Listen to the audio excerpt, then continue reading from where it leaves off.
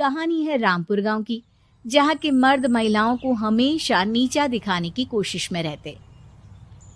अरे अभी तक खाना नहीं आया, क्या मुझे एक और शादी करने की जरूरत है? नहीं जी नहीं, ऐसा मत करना, वरना मैं कहाँ जाऊंगी। खाना लेकर मैं अभी आई जी। गांव की पंचायत में भी फैसले हमेशा औरतों के खिलाफ ही रहते। मैं जो फैसला सुनाता हूँ वो भगवान की आज्ञा होती है। इस लड़के ने अपने मन से शादी करके अच्छा नहीं किया। लड़के को घर भेज दो और इसकी शादी इसकी जाति की किसी लड़के से करवा दो, लेकिन ये लड़की, इसे तो गांव के बाहर निकाल दो। नहीं नहीं जमींदार साहब, ये क्या बोल रहे हैं? ऐसा नहीं हो सकता। मेरी बेटी मासूम है, इसे अच्छे बुरे की समझ नहीं है। अरे कहाँ जाएगी ये बेचारी? कहाँ जाएगी? इतनी चिंता है तो पूरे परिवार का गांव निकाला कर देते हैं। बेचारे पूरे बसे बसाए परिवार को गांव छोड़ना पड़ता है। चाहे जो हो, अगर बेटियों को कंट्रोल नहीं कर सकते तो गांव में रहने का कोई मतलब नहीं है। यहाँ औरतों को दब कर रहना होगा। कोई भी अपने हिसाब से कुछ नहीं कर सकता, सब ईश्वर की मर्जी से ही होगा। तभी गांव का एक आदमी दौड़ा दौड़ा आता है। सरपंच साहब, जमींदार साहब, वो कालिया है ना, उसकी बेटी पढ़ने के लिए शहर जा रही है। अच्छा, ये कब हो गया? और कालिया की हिम्मत कैसे हो गई ऐसा करने की? लेकर आओ उसे और उसकी बेटी को।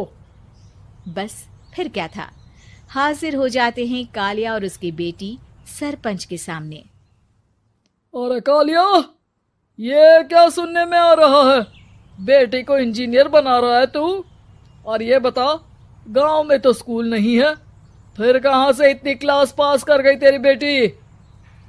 राधा, जो कि कालिया की बेटी है, उसे लगता है कि सरपंच उसकी तारीफ कर रहे हैं।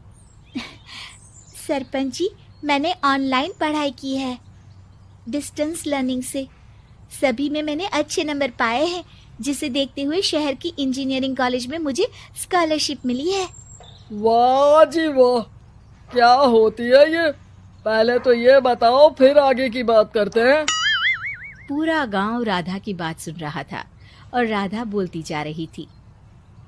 तो ऐसे मैं फ्री में एक अच्छी शिक्षा लेकर गांव में जो कुछ परेशानियां हैं, जैसे बिजली, पानी और इंटरनेट जैसी समस्याओं के लिए काम करूंगी।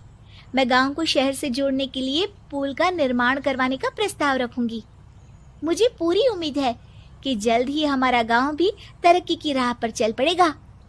राधा की बात सुनकर सारे गांव वाले ताली बजाने लगते हैं। सरपंच को समझ नहीं आता कि वो क्या करे।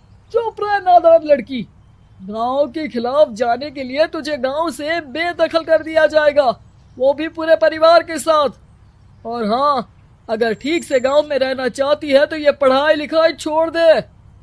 हम तेरे लिए गांव का कोई होनहार लड़का देखेंगे। तभी गांव का एक आदमी बोल पड़ता है। अरे नहीं नहीं सरपंच जी, राधा बिटिया जो बता रही है, अगर वैसा हो जाए तो हम लोगों को पैसा कमाने के लिए बाहर नहीं जाना पड़ेगा।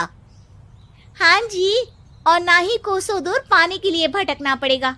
हमारे बच्चे भी अच्छी पढ़ाई कर सकेंगे और आगे बढ़ेंगे, ना कि हमारी तरह खेती करते बैठेंगे। क्यों गांव वालों, राधा बिटिया का साथ देना चाहिए ना। सरपंच देखता है कि गांव राधा के साथ है तो वो चुप हो जाता है। वो घर आकर अपने सलाहकार से बात करता है, जो बहुत ही चालाक किस्म का इंसान होता है। अरे सरपंच साहब, आपको बहुत ही होशियारी से काम लेना पड़ेगा। एक बार गांव तरक्की कर गया, यहाँ के बालक पढ़ लिए तो कोई ना पूछेगा आपको।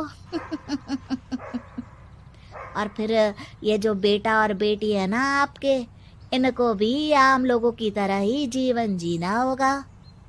हाँ, लेकिन करे तो क्या करे? वो ना आप मुझ पर छोड़ दीजिए, बस मैं जैसा बोलूं करते जाइए।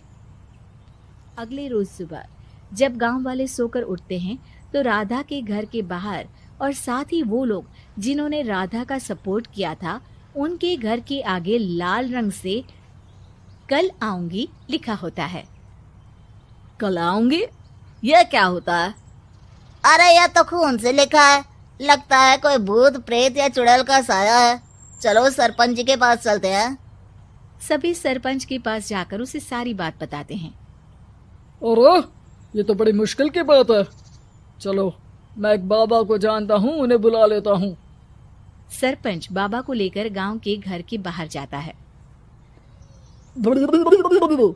ओहो, तो ये वो चुड़ैल है जो उन लोगों को निशाना बनाते हैं जो गांव को बदलने का सपना देखते हैं।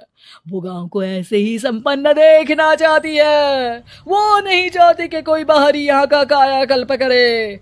क्या तुम लोगों में से किसी ने गांव को बदलने की सोच रखी है? तभी राधा की माँ रोते रोते आती है। मेरी राधा घर से गायब हो गई है। अरे कोई तो बचाओ, मेरी बच्ची कहाँ गई?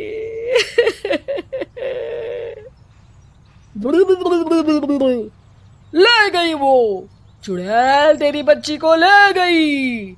अब वो उसे श्रापित करके छोड़ेगी, उस पर चुड़ैल का साया हो जाएगा। तभी बुरी सी हालत में राधा भी वहां आ जाती है। उसके बाल चुड़ैल की तरह फैले होते हैं और कपड़ों में खून लगा होता है। सभी राधा को देखकर डर जाते हैं। माँ, पता नहीं मुझे कौन उठा कर ले गया था। अरे दूर दूर हो जा चुड़ैल, अब हम लोग इस गांव में नहीं रुकेंगे। अरे कैसी बातें कर रहे हैं आप? कल तो आप मेरे भरोसे गांव का हुलिया बदलने, अपने बच्चों को पढ़ाने और तरक्की उन्नति की बात कर रहे थे, तो आज क्या हो गया आपको? ये फिर तुम लोगों को बहकाएगी। ये चुड़ैल गांव में आ चुकी है, ऐसे ही ये तुम्हारे घर के बच्चों को भी ले जाएगी। गांव वाले राधा को गांव से बाहर निकाल देते हैं। उसके माँ बाप रोते रहते हैं, लेकिन गांव वाले नहीं मानते। मैं भी अपनी बहन के साथ गांव के बाहर रहूंगा, लेकिन वो पढ़ाई नहीं छोड़ेगी। वहीं सरपंच के घर पर सलाहकार कहता है। देखा, सांप भी मर गया और लाठी भी नहीं टूटी। लेकिन अगले ही दिन सरपंच के घर के बाहर भी वही शब्द लिखे होते हैं। और फिर सरपंच की बीवी कहती है, हमारी बेटी को किसी ने अगवा कर लिया है। तभी राधा का भाई वहां आ जाता है। अरे गांव वालों, मैंने सरपंच जी की बेटी को देखा था। वो चुड़ैल उसे उठाकर ले जा रही थी। अरे क्या मजाक कर रहे हो? नहीं नहीं सरपंच जी, आप नहीं जानते। वो चुड़ैल अब आपकी बेटी में आ जाएगी, जैसे राधा के अंदर आ गई थी। तभी सरपंच की बेटी वैसी ही हालत में वहां आती है जैसे राधा आई थी। पापा, पता नहीं कैसे मैं गायब हो गई थी। चुड़ैल, इसके अंदर भी चुड़ैल का साया है, मारो इसे।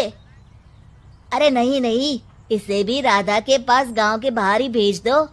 अरे चुप रहो, मेरी बेटी कहीं नहीं जाएगी और चुड़ैल वुड़ैल कुछ नहीं होता है। अरे कैसे बात कर रहे हो सरपंच जी? आप तो बोल रहे थे कि आपका फैसला भगवान का ज्ञान होता है, तो अपने पर बात आई तो अब आप ऐसे बोल रहे हैं।